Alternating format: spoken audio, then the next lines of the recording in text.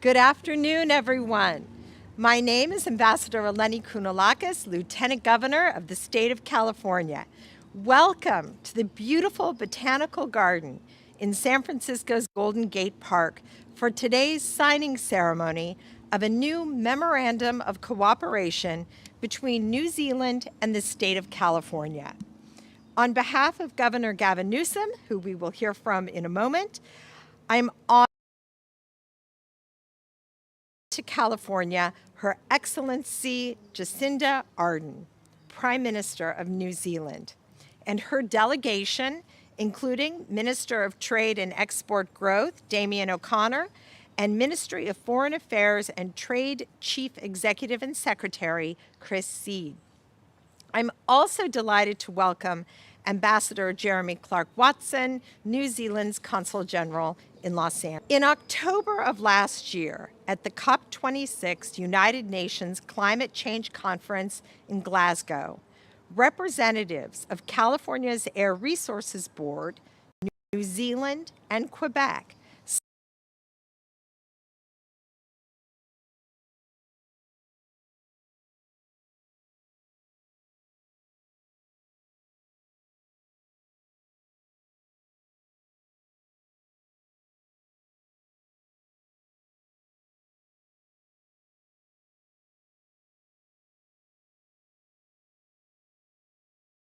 our resolve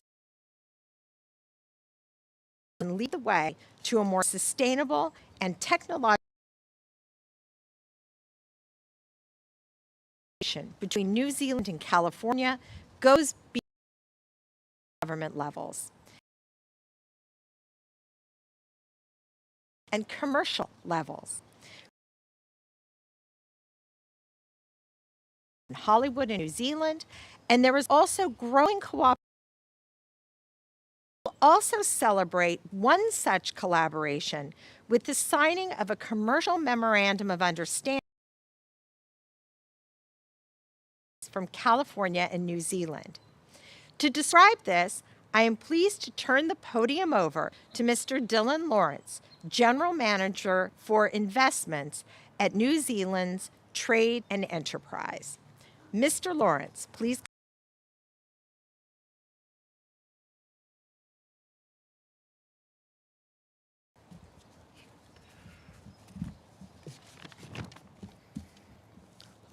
Tēnā kōrua e te maraikura.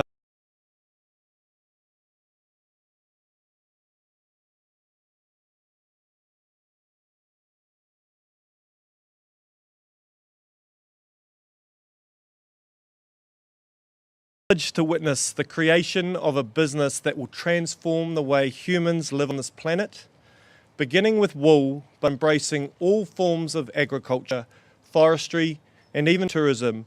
Our signatories today are committing themselves to building a platform that will deliver a dramatic reduction in carbon and make all of these industries part of a long-term. This new company, Made for Good RX, is the perfect combination of technology, measurement, science and innovation, and speaks to a fundamental belief we have in Aotearoa New Zealand. Manaaki whenua, manaaki tangata, haere whakamua. If we take care of the earth and we take care of the people, we'll take care of the future. Please welcome to the stage members of this new joint venture, John Brackenridge, representing New Zealand Marina Company, and Karthik Balakrishnan and Derek Lyons, representing Californian partner Actual.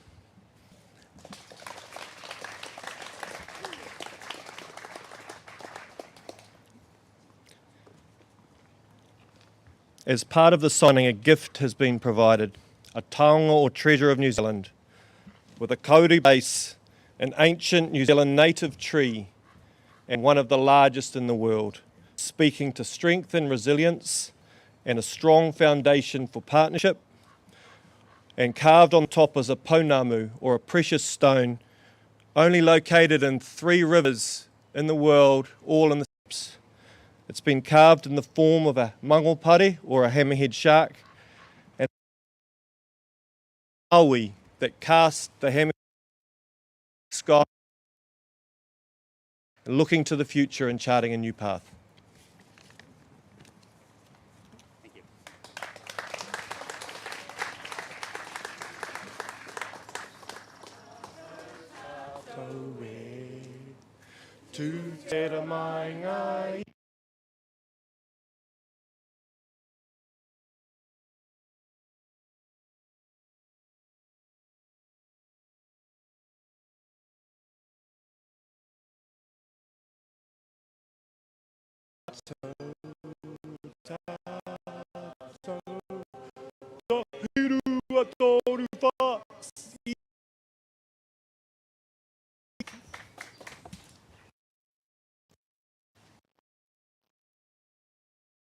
That was so beautiful. My goodness. Thank you so much for that. Thank you, Mr. Lawrence, and to all the participants in this partnership.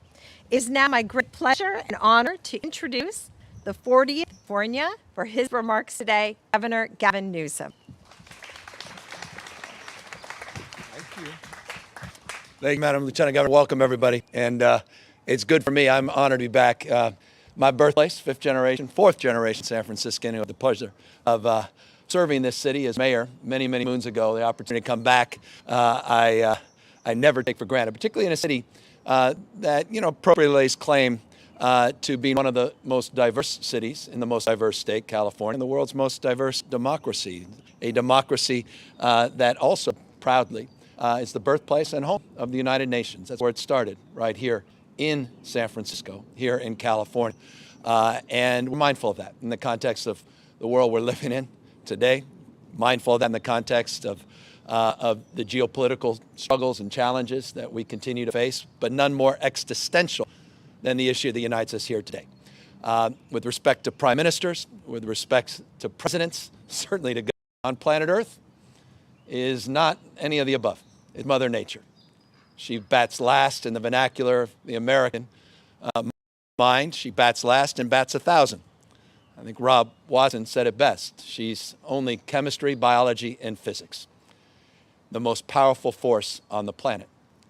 And we are increasingly all reconciling that reality as the extremes present themselves in more challenging ways than we could have ever imagined. The hot's getting much hotter, the dry's getting much drier, the atmospheric rivers, the wet's getting much wetter. Here in California, it is indeed existential. The wildfires that we've experienced among the most devastating we have ever seen anywhere around the globe.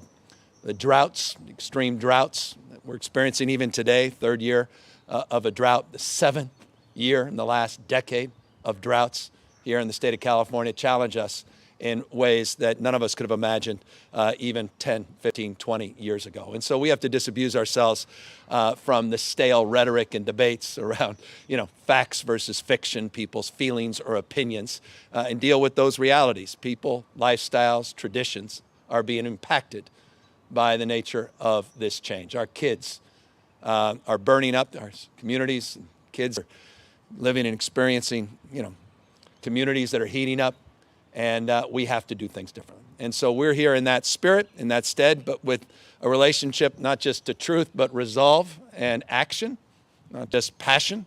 We're here to exercise a new understanding and agreement to accelerate our efforts, to learn from each other, because one thing that is not lost on me, and I know the Prime Minister, in the face of all of this, face of so much, one has humility, and that means we need each other.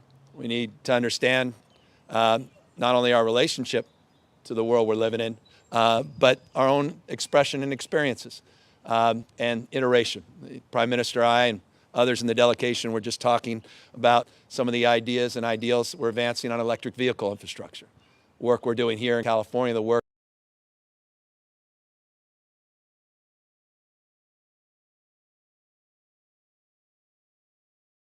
and contrast strategies on converting old internal combustion engines. We were also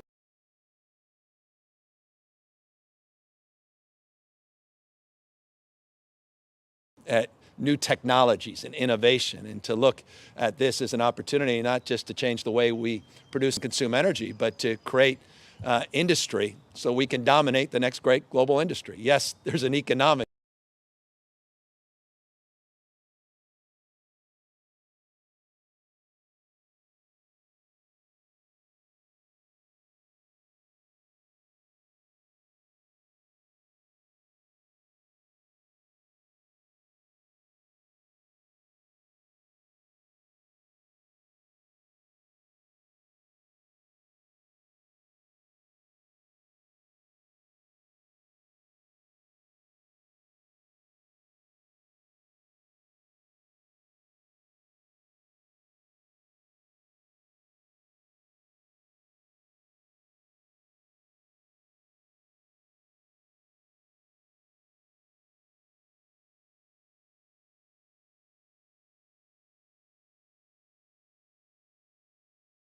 I don't know many nations that have budgets that large, let alone climate budgets, that have ever come close to the investments we're making. We're not just establishing thresholds of ambition. We're now in the how business. We're figuring out actually how to achieve them. That's hard and that's stubborn. And so in this document that was signed and document we will be formally exchanging, you'll see a pathway to exchange more formally those ideals through generated here in California.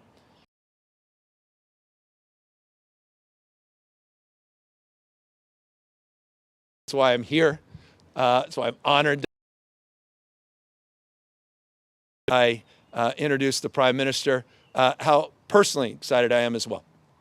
We all watched her leadership internationally. A number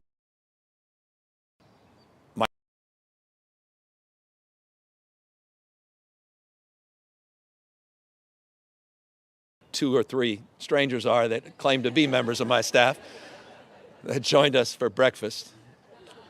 We'll talk later, you two. But it's an expression, I guess, of something that's not often expressed when it comes to these kind of ceremonies, and that's enthusiasm. So we're not just here formally. We're here proud. We're honored to have you here in San Francisco. We're honored to have you here in California, in the U.S.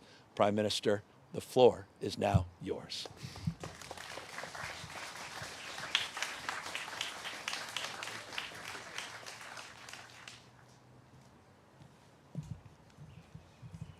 Kia ora koutou katoa, na mihi nui kia koutou, and what an absolute pleasure and a delight it is to be here with you, all of you, in these beautiful surrounds. I was going to say I literally feel like I could be in my own backyard, but I can't say that I have successfully grown New Zealand's native flora and fauna in quite the same beautiful way as it has been presented here to you in this space today.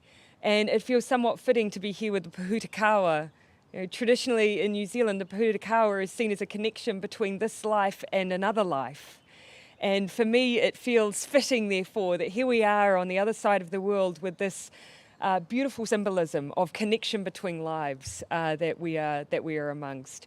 It's also, of course, traditional for us to complete speech and ceremony with what we call waiata, with song. And so, Governor Newsom, before we came in, I acknowledged that you would be presented with a waiata, and it might not be our best work. But it came from the heart, if not the vocal cords. And so it was delivered with great respect. And on behalf of our business delegation, thank you for having all of us here. Lieutenant Governor, thank you also for being part of this event this morning and part of our breakfast and our talks. Delighted to hear you like the Flight of the Conchords. That means by default you love New Zealand humour. You are most welcome to come and join it and see it in person, and our hospitality in person, as are you, Governor Newsom. He's basically committed to a trip to New Zealand, everyone, I should acknowledge.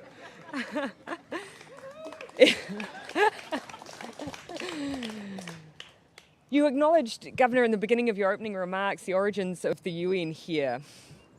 And New Zealand was right there and part of the development of that international architecture, and proudly so. In fact, right from the beginning, it was New Zealand who was also pushing for those progressive elements of the UN that we still continue to seek reform on today. And so for me, that demonstrates, I think, some of the shared values that we have. And those are reflected, again, that progressive notion, that desire for us to identify a challenge and not just meet it, but push further, harder, faster, is still what both California and New Zealand are still trying to do when it comes to the crisis of climate change. And as you've reflected, it is a crisis for you, it is a crisis for us. Just in the last year, the east coast of New Zealand, where my partner Clark hails from, they've had 5 severe weather events, 2 of which have been described as 1 in 100 year events. And this is increasingly going to be the case. So no longer is this something that we're talking about in the future, it is here and it is now. What's incredible New Zealand, though, is that we have long been known as a nation that is clean and green.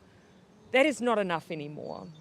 For us, our sustainability credentials are part of who we are and our story.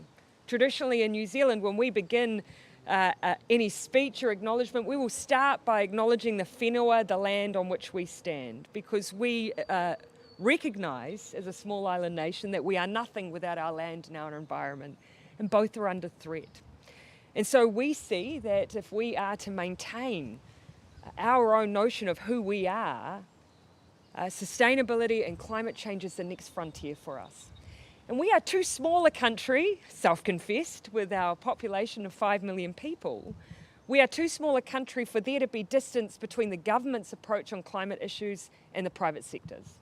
And that's why you'll see such a leadership in our work that we do on these issues. And it's a delight today that we had the signing of an agreement here that is all about sustainability and ensuring that people can recognise the sustainable production and use of products like merino wool. And that's one example. Another is today delighted that Parkable is announcing their new arrangement with Meta, providing services to 60,000 employees here in the United States. And it's all about driving greater efficiencies in the way that we're using traditional transportation, and Parkable acknowledge the success of that arrangement. We have the Sustainable Packaging Company here as well. They're transforming ocean-bound plastics into packaging solutions and have contracts with the like of Victoria's Secret. We want to make sure that it's not just government, it's business, it's private sector, and we are driving the same direction together. But we need help. As a nation of 5 million, we won't have all of the solutions ourselves. We're trying to be leaders in the space of agriculture, food production, because that is our biggest part of our emissions profile. Making food for the world is costing our environment. But we believe we can be and will be and are the most sustainable food producers in the world, and we're destined to prove it. We need help on transport. We have set ourselves some very clear goals. Last week we released our emissions reduction plan. We're putting $2.9 billion, and for a country of 5 million, that's not to be sniffed at, Governor. $2.9 billion from our emissions trading scheme is being recycled into mitigations and adaptation work.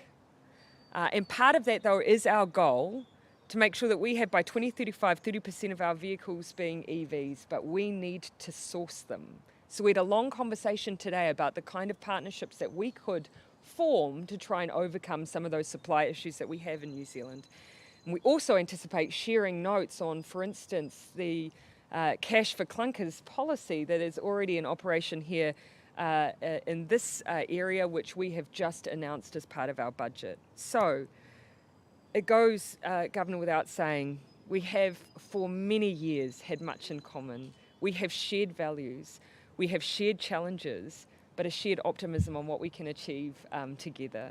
And given that already, as a whole of all the visitors we have from the United States, 25% come from here. This is an area where people make good life choices. We have a natural connection, and I'm so pleased we've put pen to paper today to confirm that and continue our cooperation on one of the great challenges of our generation. Nō reira, tēnā koutou, tēnā koutou, tēnā tātou katoa.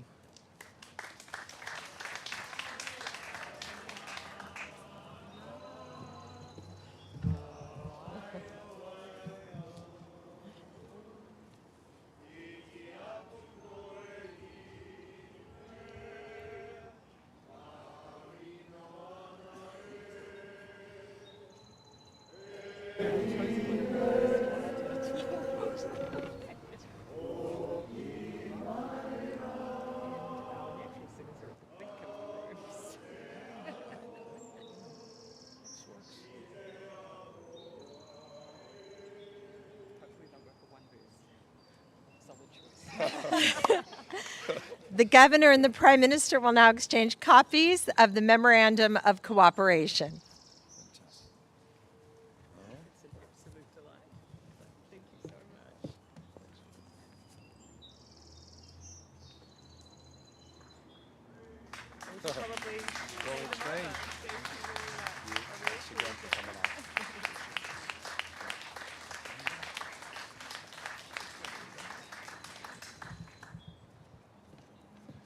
And we're here to answer any questions, if anyone has any.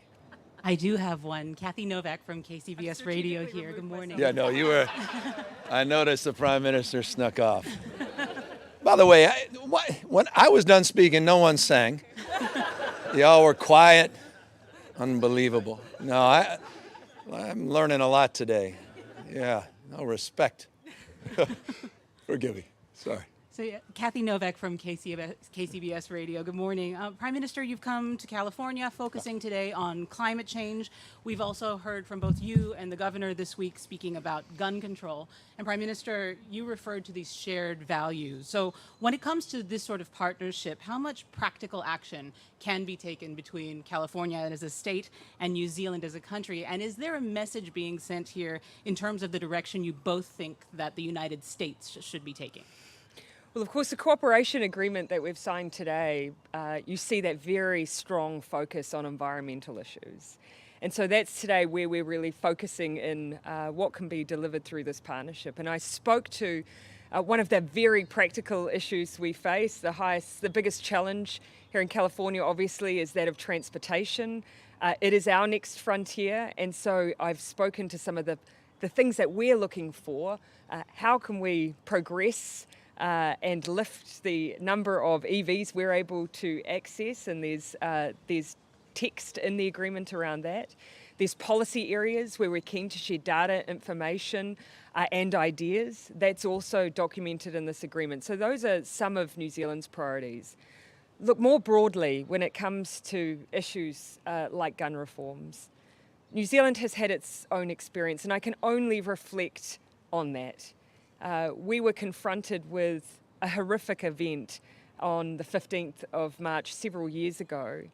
And it was clear that the New Zealand public expected its politicians to find solutions and quickly. Now, are they the answer to all of our issues as they relate to weapons in New Zealand? No. But they were practical steps that we believed were necessary and that would make a difference. And so we made them.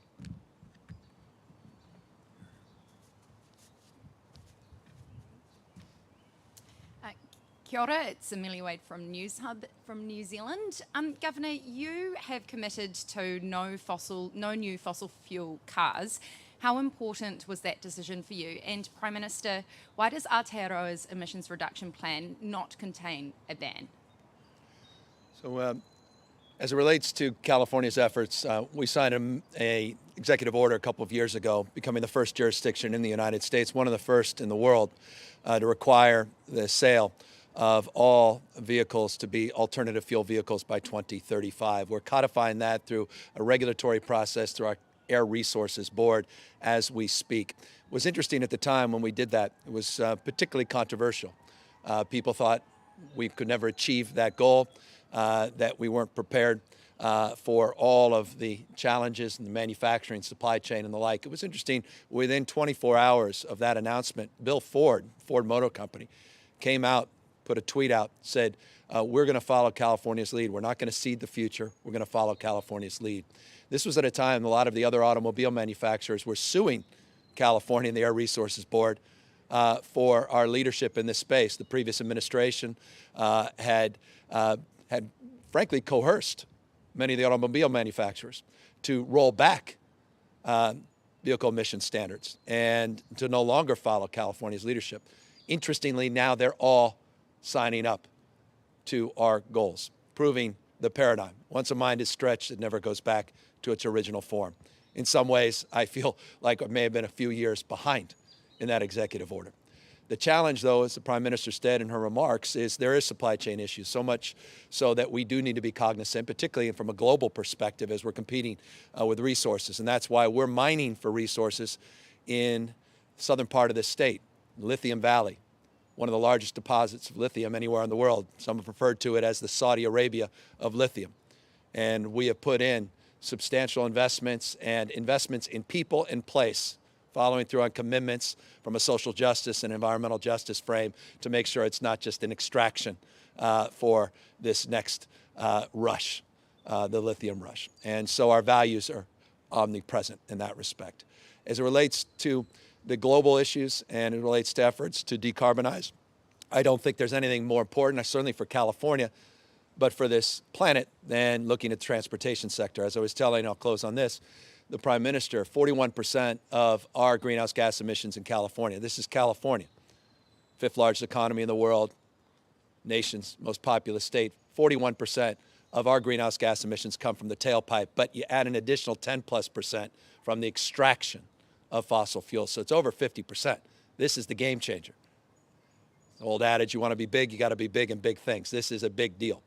And so our decarbonization efforts are a way of really moving the needle and continuing to move the ball forward in terms of our economic goals. And as you know, electric vehicles are one of our top exports. You see over 36 companies, headquartered electric vehicle companies in California. It's not just that big one that you all know that starts with a T. There's plenty of others right behind them that are looking to replace them.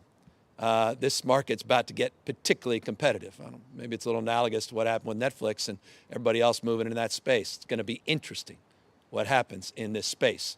And we want to take up as much space in terms of mind share and investment as we possibly can. Forgive me.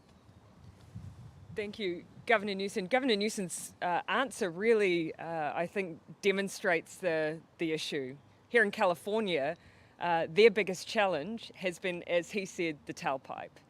Transport and the emissions derived from that, representing over 50% when you take into account extraction.